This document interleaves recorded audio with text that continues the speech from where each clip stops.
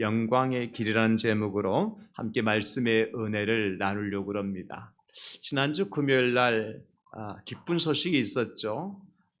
저 북중미 피파 북중미 월드컵 예선 1차전에서 한국 대표 선수들이 체코를 2대1 역전으로 이기고 우리 모든 국민에게 기쁨을 안겨 주었습니다. 아마도 많은 분들이 TV를 통해서 이 경기를 지켜보았을 것인데요. 처음에 초반에 이제 우리나라가 1대0으로 한 골을 먼저 먹고 치기 시작했을 때 많은 분들이 그랬을 거예요. 그렇지, 이번에도 뭐 별것 있나. 어떤 성질 급하신 분들은 아마 TV 채널을 끄신 분도 혹시 있을지 모르겠습니다. 그런데 경기는 예상을 깨고 2대1 역전승을 거두었습니다. 이런 경기를 보면서 우리가 깨닫는 것이 무엇입니까, 여러분? 무슨 경기든지 간에 끝날 때까지 끝난 것이 아니다 라고 하는 말이 통한다는 것이에요. 신앙의 경주도 마찬가지입니다, 여러분. 어떤 사람은 처음에 신앙생활 아주 불같이 시작을 했는데 어느 시간에 보니까 그분이 그 자리에 보이지 않는 분도 계세요. 아니, 그렇게 열심히던 분이, 그렇게 몸 바쳐 시간 바쳐 물질 바쳐 헌신하던 분이 지금 어디 가셨지? 하면 세상으로 가신 거예요. 그런 어떤 분은 처음에는 시작은 비록 미약했지만 나중에는 신앙생활을 얼마나 그렇게 뜨겁게 바르게 잘하는지, 그래서 두각을 드러내는 그러한 분도 있습니다. 심지어 그런 분이 순교자의 이름을 올리는 위대한 신앙인으로 거듭나는 것을 볼 수가 있습니다. 여러분, 그건 그렇다고 할 것 같으면 누가 승리한 것일까요? 처음에 불같이 시작을 했다가 믿음의 자리에 떠나 세상으로 간 사람일까요? 아니면 처음에는 보이지도 않고 눈에 띄지도 않았는데 순교자의 이름에 그 이름을 올린 사람이 승리한 사람일까요? 두말할 것도 없죠. 그래서 오늘 순교자 기념주일을 맞이해서 순교자의 길, 영광의 길이라는 제목으로 함께 말씀의 은혜를 나누려고 합니다. 아마도 여러분들이 제목만 이렇게 듣고 보셔도 무슨 말씀인지, 무슨 말을 하려고 하는지 대충 짐작이 가실 거예요. 저와 여러분들이 가는 이 길이요, 버겁고 힘들더라도 포기하지 않고 달려갈 길을 가다가 혹 순교자의 길로 인도하신다면 그 길이 영광의 길이라는 것을 우리가 말씀을 통해서 깨달았으면 좋겠어요. 비록 그 길은 오늘 본문에 등장하는 히브리서에 등장하는 이제 이 성도들처럼 결코 쉬운 길이 아니에요. 왜냐하면 오늘 보면 32절에 말씀하시는 것처럼 고난의 큰 싸움을 해야 되고 33절에 보면 비방과 환난 중에 이 사람들에게 또 구경거리가 될 때가 있고 고난 중에 빠진 형제를 돌봐야 되기도 하고 34절에 보면 나의 소중한 소유까지도 다 빼앗기는 그런 고난을 당하는 길이기 때문에 결코 세상 사람들은 이 길을 영광의 길이라고 말하지 않습니다. 그래서 저와 여러분들이 이런 일들을 감내하기 위해서는 뭐가 필요하겠습니까? 오늘 말씀처럼 우리가 인내가 필요하고 견디는 일들이 필요한 것이죠. 먼저 자신과의 싸움에서 이겨야 돼요. 그리고 외부의 시선과 악한 자들의 멸시와 천대와 환난과 핍박을 견뎌내며 가는 그 길이 순교자의 길이라는 것입니다. 아주 간단하게 우리 스데반 집사님의 순교 현장을 들여다봅시다, 여러분. 복음을 전하다가 많은 사람들에 둘러싸여서 돌에 맞아 돌아가시는 그 순간이었습니다. 사울을 비롯해서 당대 유대인들이 희낙낙하면서 돌을 던지며 한마디씩 그 스데반 집사를 향해서 내뱉습니다.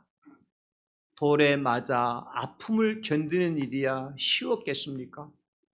또한 그들의 말 한마디 한마디 기전에 들려오는 스데반 집사의 귀에 들려오는 그 말을 견디기가 쉬웠겠습니까? 그러나 스데반 집사님 그 순간에 돌을 들고 대드는 사람들, 희낙낙하며 비웃는 사람들, 돌을 던지며 사람들의 옷을 맡아주면서 응원가를 불러줬던 사울을 본 것이 아니에요. 스데반 집사의 시선은 다른 데 있었습니다. 여러분 사도행전 7장 55절 보시기 바랍니다. 스데반이 성령 충만하여 하늘을 우러러 주목하여 하나님의 영광과 및 예수께서 하나님 우편에 서신 것을 보고 그렇게 기록하고 있어요. 아마 고통 가운데 스데반 집사의 시선을 끌었던 것은 평소에 친하게 지냈던 사람들이 그 가운데 없었겠어요? 아마 도움을 줬던 사람도 있을 것이고 평소에 사랑한다고 존경한다고 말하던 사람들도 그 가운데 있었을 거예요. 근데 그들의 손은 다 돌멩이가 들려있고 심지어 사울의 손에는 그들의 옷깃을 맡아 있으면서 그들을 응원하는 그 소리를 들을 때 어떻게 견딜 수 있었겠어요? 그러나 스데반 집사님의 눈은, 그 시선은 그 사람들에게 있지 않았어요. 세상에 있지 않았어요. 어디에 있었다고요? 하늘에 있었다고요. 하늘의 영광을 볼 수 있었고 특별히 예수님께서 하나님 보좌 우편에 앉아 계신 것을 목격합니다. 이게 바로 스데반 집사로 하여금 순교자의 길, 영광의 길을 갖도록 만들었던 위대한 일이었습니다. 오늘 본문에도 말씀해 주십니다. 여러분, 누가 순교자의 길을 걸어갈 수 있을까요? 누가 순교자의 삶을 살아낼 수 있을까요? 고난이 와도 포기하지 않는 그리스도인입니다. 여러분, 아무리 세상에 달콤한 유혹이 와도 타협하지 않는 사람입니다. 그리고 가장 중요한 것은 좌우로 치우치지 않고 자신에게 주어진 길을 끝까지 완주하는 사람이에요. 세상에 유혹이 얼마나 많습니까? 오늘 순교자 기념주일인데 사실 제가 지난 토요일 날 병원에 들어가서 이제 지난 토요일까지 지난 주일이 우리가 2단 경계 주일이었잖아요. 그 말씀을 다 준비해 놓고 이제 있었는데 갑자기 병원에서 오라는 바람에 안 갈 수 없어서 갔다 왔거든요. 그런데 한 주간 동안 병상에 있으면서 그래 뭐 지난 주간에 말씀 준비해 놓은 게 있으니까 지금 말씀 준비할 힘도 없고 여력도 없으니까 그 말씀 가지고 또 우리 성도 은혜 나누자. 그렇게 마음 먹었어요. 그럴 수밖에 없었어요. 그런데 가만히 생각하니까 오늘은 2단 경계주일이 아니라 순교자 기념주일이라. 그래서 안 되겠다. 내가 이것 가지고 타협하면 되겠나? 그래서 병상에서 그저 주사바늘 낀 손으로 그 주사바늘 피가 나오고 손이 붓고 주사바늘 옮겨지면서 그적그적 한 거예요. 왜냐하면 오늘 순교자 기념주일이 아니고 추수감사주일이었다면 그렇게 안 했을 거예요. 타협하도록 만드는 일들이 있더라는 거. 그러나 그럴 수 없었어요. 여러분, 그러므로 우리가 이 순교자의 길, 영광의 길을 가기 위해서는 어떻게 해야 돼요? 견뎌내야 돼요. 이거 소극적인 방법이 있죠. 참는 건 참을 수 있어요. 주사 맞는데 주사바늘 들어가는 그 순간 왜 못 참습니까? 참아낼 수 있어요. 근데 마태복음 10장 22절에 보니까 이렇게 말씀하시잖아요. 또 너희가 내 이름으로 말미암아 모든 사람에게 미움을 받을 것이나 끝까지 견디는 자는 구원을 얻으리라. 언제까지 견디는 자가요? 끝까지 견디는 자가. 이 참아내는 거, 견디는 거, 이것은 여러분 우리 성도님들이 꼭 한 번씩은 다 이렇게 체험하신 일 아니겠습니까? 근데 이 차원을 넘어서야 돼요. 순교자의 길은 참는 것만 가지고 안 돼요. 견디는 것만 가지고 안 돼요. 그럼 뭐가 필요하냐? 그 차원을 넘어서 기쁘게 감당해야 된다는 겁니다. 오늘 34절에 말씀하고 있잖아요. 34절에 너희가 갇힌 자를 동정하고 너희 소유를 빼앗기는 것도 기쁘게 감당하는 것은 여러분, 적극적인 순교자의 길이죠. 환난이여 오라, 핍박이여 오라. 나는 그것을 밟고 넘어가리라. 그것을 뚫고 지나가리라. 이것이 바로 순교자의 자세인 것이죠. 그래서 사도행전 5장 40절 41절 사도들은 어떻게 했습니까? 그들이 옳게 여겨 사도들을 불러들어 채찍질하여 예수의 이름으로 말하는 것을 금하고 놓으니 사도들은 그 이름을 위하여 능력받는 일에 합당한 자를 여기심을 기뻐하면서 공의 앞을 떠나니라. 내가 왜 이런 고난을 당해야 돼? 내가 왜 이런 아픔을 만나야 돼? 라고 하는 것이 아니라 할렐루야 했다는 것입니다. 하나님, 다른 사람에게 아니라 나에게 이런 고난을 주신 것이, 이런 박해를 받게 하신 것이 하나님의 은혜입니다. 왜 나만 당하는 고난이냐고 원망하고 불평하는 것이 아니라 내게 이런 고난을 주시고 이런 박해를 주시는 데는 하나님의 분명한 뜻이 계실 것이라는 믿음을 가지고 기쁨으로 감당했다는 거예요. 우리 예수님 어떻게 하셨나요? 히브리서 12장 2절에 보니까 믿음의 주요 또 온전하게 하시는 이 예수를 바라보자. 그는 그 앞에 있는 기쁨을 위하여 십자가를 참으사 부끄러움을 개의치 아니하시더니 하나님 보좌 우편에 앉으셨느니라. 그 앞에 있는 기쁨을 위하여 십자가를 참으셨대요. 그 기쁨이 뭐죠? 부활과 하나님 보좌 우편이잖아요. 사랑하는 성도 여러분, 어쩌면 우리가 살아내는 이 시대가 순교자의 길일 수 있습니다. 꼭 우리가 저 이슬람권에 들어가 선교를 하지 않는다 할지라도 저 아프리카의 미전도 종족 가운데 부족 가운데 들어가서 복음을 전하지 않는다 할지라도 우리의 삶의 현장에서 우리의 직장과 우리의 가정과 학교와 사업장에서 우리는 지금 사실은 순교자의 길을 걸어가고 있는 거예요. 왜냐하면 바른 믿음을 지키기가 쉽지 않고요. 복음을 전파하기가 쉽지 않은 환경 속에서 우리 믿음 생활하고 있잖아요. 물론 내가 대놓고 예수 믿는다 하더라도 나를 박해하는 사람이 없다 할지라도 겉으로는 표면적으로는 그렇다 할지라도 내면적으로 보이지 않는 곳에서 내가 예수 믿는다는 것 때문에 내가 하고 싶은 거 다 못하잖아요. 내가 먹고 싶은 거 다 먹지 못하잖아요. 내가 다니고 싶은 거 다 다니지 못하잖아요. 이게 순교자의 길이에요. 왜? 바른 복음을 지키려고, 그리고 신앙의 순교를 지키기 위해서 말입니다. 그렇다면 여러분, 우리가 순교자의 길도 마다하지 않고 걸어갈 수 있는 이유가 있나요? 이유가 있어야지요. 그 길이 우리 주님이 기뻐하신 길입니다. 우리 하나님이 원하시는 길입니다. 그리고 적어도 우리 믿음의 사람들이 걸어갈 수 있는 최고의 길이며 영광의 길임을 믿으시기를 바랍니다. 어떤 영광인가요? 첫째는요, 더 나은 영구한 소유가 있습니다. 오늘 보면 34절에 너희가 갇힌 자를 동정하고 너희 소유를 빼앗기는 것도 기쁘게 당한 것은 더 낫고 영구한 소유가 있는 줄 알미라. 아는 사람은 그렇게 해요. 믿음을 가진 사람은 그렇게 해요. 사랑하는 성도 여러분, 이 땅에는 영원한 것 없습니다. 모든 것이 잠시 있다 사라질 것뿐이잖아요.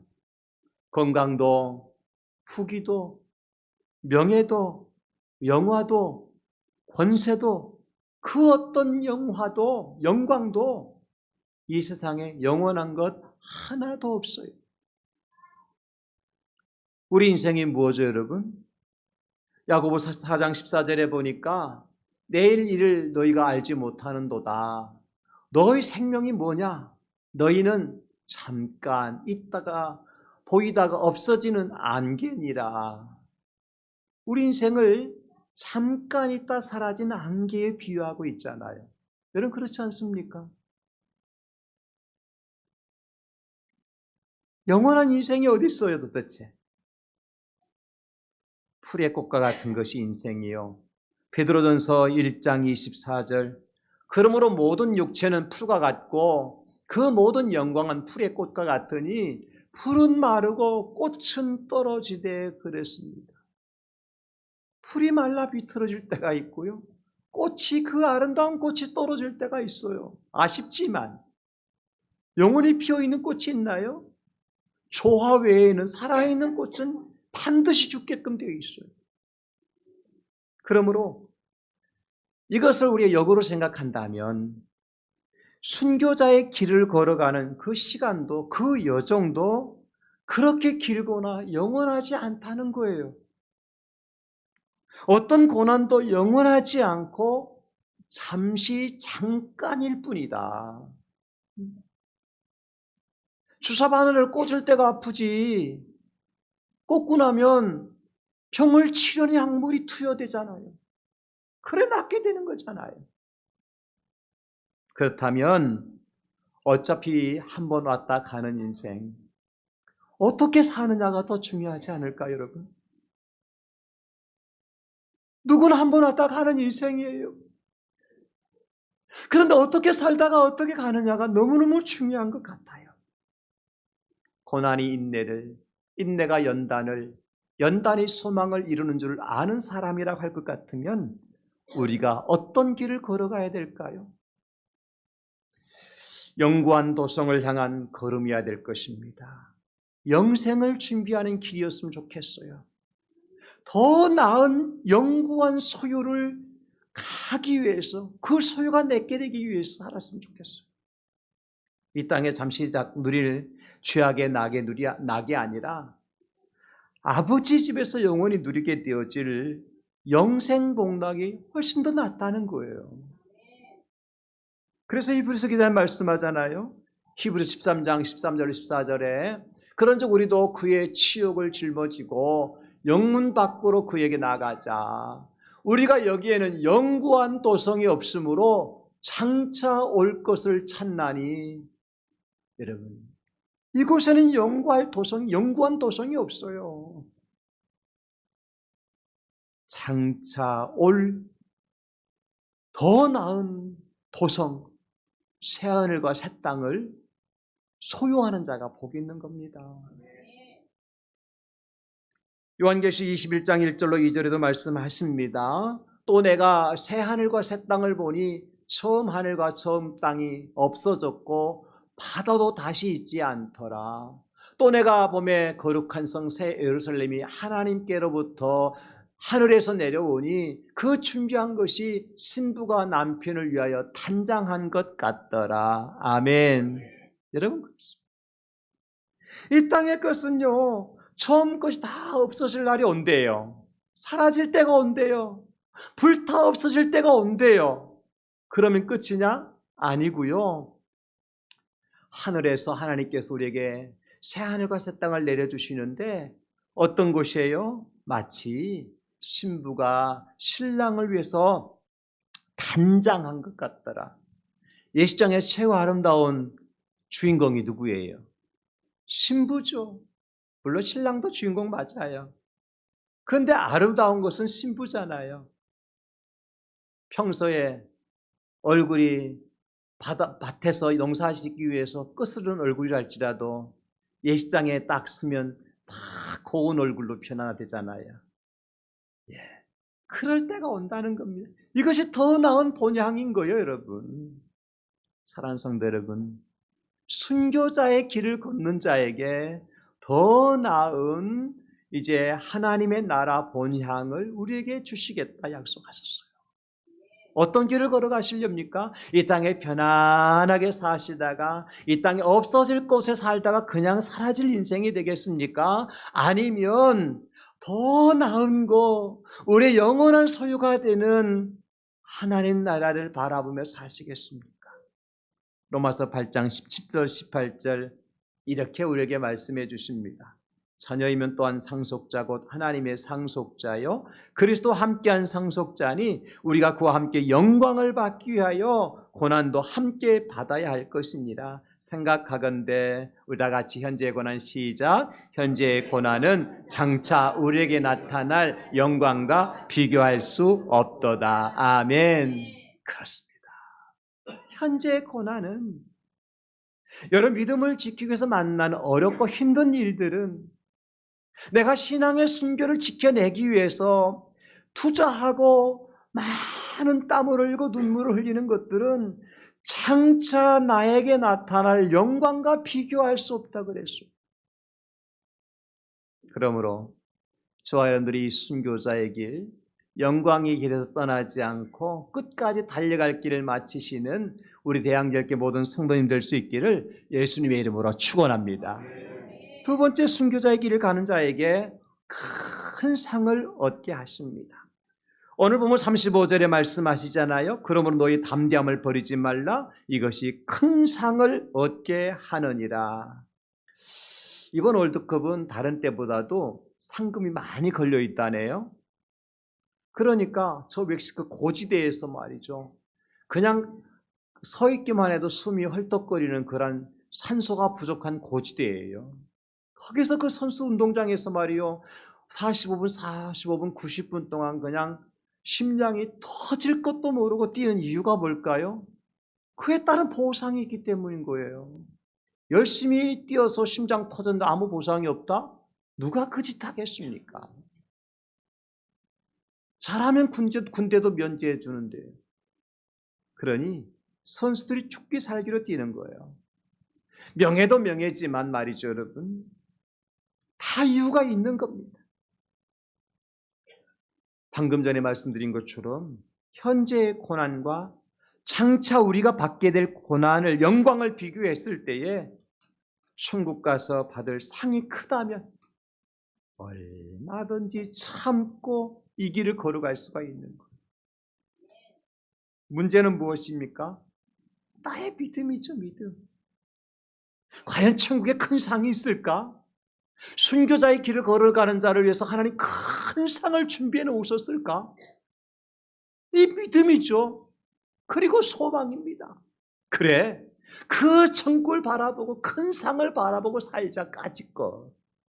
이 땅에서 잘 살아봤자 100년인데 영원한 천국에서 천년만년 아니 영생복락을 누릴 것인데 내가 그때 받을 상이 너무너무 큰데 이까짓 것이라고 하는 소망을 가진 자만이 순교자의 길을 걸어갈 수 있어요.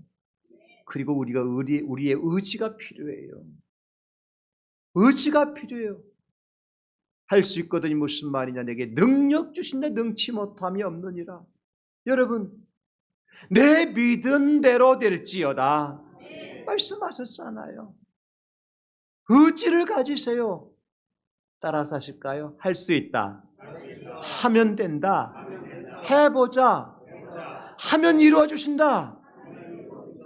여러분, 하나님께서요, 함께 하시면 능치 못하심이 없습니다. 우리가 잘 아는 아주 고전이네요. 안희숙 여사의 죽으면 죽으리이다 라고 하는 책이 아주 고전 책이죠. 아마 2000년대 초반인가 아주 그 베스트셀러였고요. 아마 크리스천들이라면 누구나 가정에 이 책 한 권 정도는 꼽혀 있을 정도로 유명한 책입니다. 이 안희숙 여사가 평양 출신이었어요. 신앙인으로서 일제강점기 때요, 신사참요 강요에 거부하다가 감옥에 갇힙니다. 그 여인의 몸으로. 갖은 고문을 당하고 고통을 당했죠. 그러나 그 과정 속에서도 절대 주님을 부인하지 않아요. 그때 하나님께서 그 안희숙 여사를 붙들어 주세요. 그 감옥 안에서 함께 해주셔요. 힘을 주셔요. 이기게 해주셨어요. 그래서 감옥에서 나와서 쓴 책이 바로 죽으면 죽으리다. 그 책의 내용에 보면 일제 순사들이 예수 한 번만 부정하면 살려주겠다는 거예요. 두 번도 아니요. 한 번만 나 예수 모른다, 안 믿는다 하면 풀어주겠다는 겁니다. 자유를 주겠다는 거예요. 나는 예수님 믿습니다. 한 번은 우리 주기철 목사님이 이제 순교 직전에 몰골이 망가진 상태에서 이 안희숙 여사가 목사님을 뵙게 됩니다. 그 모습을 본 안희숙 여사, 마음이 무너집니다. 하나님, 도대체 하나님을 믿는 목사님이 왜 저 감옥에서 저렇게 흉측한 몰골로 세상을 떠나야 됩니까? 라고 원망할 수밖에 없는 그런 상황이었어요. 그때 안희숙 목사님 앞에서 기도하고 찬송합니다. 감옥 안에서 찬송할 때 그 어둡고 캄캄한 감옥 안에 있는 죄수들에게 희망이 되고 위로가 되었고, 이 안희숙 여사가 말씀하시는 것 중에서 그 육체를 괴롭게 하는 어떤 고문보다도 가장 무서운 것이 무엇이었는가, 그 책에 보면 유혹이었다 그래요. 어떤 유혹이냐? 조금만 타협하라고 하는 유혹이었다는 거예요. 그러나 그걸 단호하게 물리치신 거예요. 감옥 안에서 전도를 해서 많은 사람들을 주님께로 인도해요. 그래서 안희숙 여사를 한국에 살아있는 순교자다, 그렇게 별명이 붙여졌고, 나중에 안 여사께서 죽으면 죽으리다라는 책 다음에 펴낸 책이 뭐냐면 죽으면 살리라 라고 하는 책을 써내요. 저는 이게 상급이라고 봐요. 내가 죽었더니 하나님 살려주시더라. 내가 죽었더니 하나님께서 내게 큰 상을 주시더라. 이게 바로 순교자의 길이에요. 누가복음 6장 22, 23절에 보면 인저로 말미암아 사람들이 너희를 미워하고 멀리하고 욕하고 너희 이름을 악하다 하여 버릴 때에는 너에게 복이 있도다. 그날에 기뻐하고 뛰놀라 하늘에서 너희 상이 큼이라. 그들의 조상들이 선지자들에게 이와 같이 하였느니라. 하늘의 상이 크답니다, 여러분. 이 땅에서 좀 많은 그 트로피 하나 받고 좋아하시렵니까? 하늘에서는 큰 상을 영원히 빛바래지 아니하고 영원히 영광이 사라지지 않는 그 상이 낫겠습니까? 하나님의 큰 상을 바라고 순교자의 길, 영광의 길을 걸어가시는 우리 성도님들 다 되실 수 있기를 예수님의 이름으로 축복합니다. 마지막 세 번째, 순교자의 길을 걸어가는 자에게는 영원 구원함에 이르게 하신다고 말씀하셨어요. 이것을 36절에서는 약속이라고 하셨는데요. 여러분 36절 보시면 너에게 인내가 필요하면 너희가 하나님의 뜻을 행한 후에 약속하신 것을 받기 위함이라. 여러분, 하나님의 자녀들에게, 하나님의 뜻을 행한 자들에게 약속하신 바가 뭐죠? 구원입니다. 요한복음 1장 12절 영접하는 자 곧 그 이름을 믿는 자들에게는 하나님의 자녀가 되는 권세를 주셨으니, 사도행 16장 31절 주 예수를 믿으라 그리하면 너와 내 집이 구원을 얻으리라. 베드로서 1장 9절 믿음의 결국 곧 영혼의 구원을 받음이라 말씀하셨어요. 오늘 보면 38절 39절에 나의 의인은 믿음으로 말미암아 살리라. 또한 뒤로 물러가면 내 마음이 그를 기뻐하지 아니하리라 하셨느니라. 우리는 뒤로 물러가 멸망할 자가 아니요 오직 영혼을 구원함에 이르는 믿음을 가진 자니라. 아멘. 여러분, 우리에게 믿음을 통해 주신 하나님의 가장 큰 보상이 뭘까요? 영혼을 구원해 주시는 거예요. 이미 죄로 말미암아 죽었던 우리의 영혼입니다, 여러분. 이미 죄로 말미암아 하나님에게서 멀리 떨어졌던 우리입니다, 여러분. 그런 저와 여러분들을 하나님께서 사랑하셔서 독생자 아들 예수님이 이 땅에 보내주시고 그 예수님의 십자가의 은혜로 말미암아 우리 모든 죄와 허물을 다 씻어주시고 우리 영혼을 구원해 주신 하나님의 은혜, 이것이 가장 큰 상이 아니겠습니까? 그렇습니다. 비록 우리 육신은 죽임을 당하고 우리가 가지고 있는 소유와 모든 재물을 다 빼앗겼다 할지라도 영혼을 구원받는다고 할 것 같으면 그 사람은 실패자가 아니요. 마태복음 26장 마태복음 16장 26절 사람이 만일 온 천하를 얻고도 제 목숨을 잃으면 무엇이 유익하리요? 사람이 무엇을 주고 제 목숨과 바꾸겠느냐? 이런 돈과 목숨 바꾸시겠어요? 명예와 목숨 바꿀 수 있을까요? 아니요. 세상에 그 어떤 것을 주고도 내 목숨과는 바꿀 수 없어요.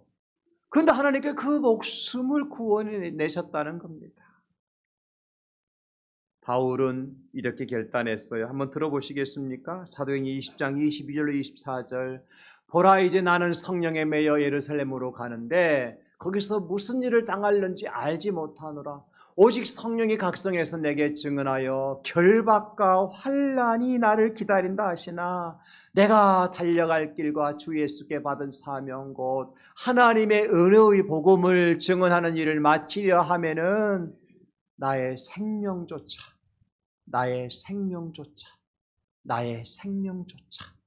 조금 더 귀한 것으로 여기지 아니하노라. 나의 생명조차 조금 더 귀한 것으로 여기지 아니하노라. 사랑하는 성도 여러분, 바울의 고백이 그냥 허공을 치는 소리가 아니라 우리의 마음에 새겨지는, 그래서 그 마음에 감동이 일어나는 사람만이 순교자의 길, 영광의 길을 걸어갈 수 있습니다. 그러면 우리가 무엇을 더 소중히 여겨야 될까요? 예수님께서 분명하게 말씀해 주셨어요. 마태복음 10장 28절에 우리 다 같이 한번 읽어볼까요? 시작. 몸은 죽여도 영혼은 능히 죽이지 못하는 자들을 두려워하지 말고 오직 몸과 영혼을 능히 지옥에 멸할 수 있는 두려워하라. 아멘. 세상에 아무리 우리를 몸을 죽이고 재산을 빼앗아가고 감옥에 가두고 가족과 헤어지게 만들고 갖은 핍박과 갖은 고통을 가한다 할지라도 그것은요 우리 영혼을 어찌할 수 없어요. 하나님만이 하실 수 있어요. 사랑하는 성도 여러분, 말씀 마무리합니다. 손해처럼 보이는 믿음의 길이 사실은 영광의 길입니다, 여러분. 세상은 순교자를 실패한 사람이라고 말합니다.